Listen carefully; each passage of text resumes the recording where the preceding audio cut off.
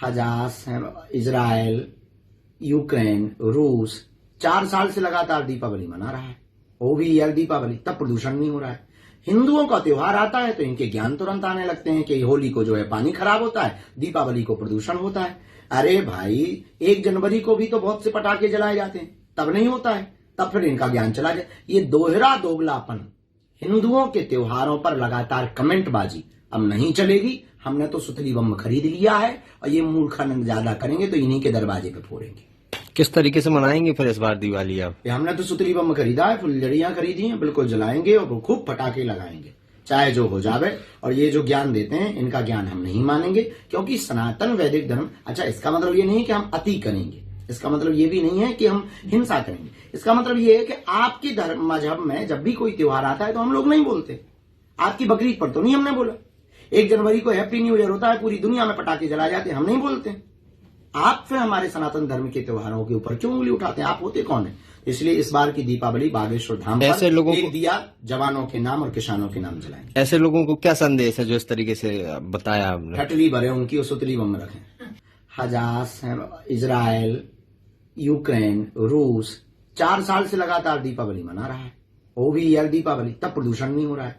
हिंदुओं का त्योहार आता है तो इनके ज्ञान तुरंत आने लगते हैं कि होली को जो है पानी खराब होता है, दीपावली को प्रदूषण होता है। अरे भाई, 1 जनवरी को भी तो बहुत से पटाखे जलाए जाते हैं, तब नहीं होता है, तब फिर इनका ज्ञान चला जाए। ये दोहरा दोगलापन, हिंदुओं के त्योहारों पर लगातार कमेंटबाजी अब नहीं चलेगी। हमने तो सुतली बम खरीद लिया है और ये मूर्खानंद ज्यादा करेंगे तो इन्हीं के दरवाजे पे फोड़ेंगे। किस तरीके से मनाएंगे फिर इस बार दिवाली आप? हमने तो सुतली बम खरीदा है, फुलझड़ियां खरीदी हैं, बिल्कुल जलाएंगे और खूब पटाखे लगाएंगे, चाहे जो हो जावे। और ये जो ज्ञान देते हैं, इनका ज्ञान हम नहीं मानेंगे, क्योंकि सनातन वैदिक धर्म, अच्छा इसका मतलब ये नहीं कि हम अति करेंगे, इसका मतलब ये भी नहीं है कि हम हिंसा करेंगे। इसका मतलब ये है कि आपकी धर्म मजहब में जब भी कोई त्योहार आता है तो हम लोग नहीं बोलते। आपकी बकरीद पर तो नहीं हमने बोला। 1 जनवरी को हैप्पी न्यू ईयर होता है, पूरी दुनिया में पटाखे जलाए जाते हैं, हम नहीं बोलते। आप फिर हमारे सनातन धर्म के त्योहारों के ऊपर क्यों उंगली उठाते हैं? आप होते कौन है? इसलिए इस बार की दीपावली बागेश्वर धाम पर ऐसे लोगों एक को दिया जवानों के नाम और किसानों के नाम जलाएंगे। ऐसे लोगों को क्या संदेश है जो इस तरीके से बताया आपने? हटली भरे उनकी और सुतली बम रखें। हजास, इजराइल, यूक्रेन, रूस 4 साल से लगातार दीपावली मना रहा है। वो भी यार दीपावली, तब प्रदूषण नहीं हो रहा है। हिंदुओं का त्योहार आता है तो इनके ज्ञान तुरंत आने लगते हैं कि होली को जो है पानी खराब होता है, दीपावली को प्रदूषण होता है।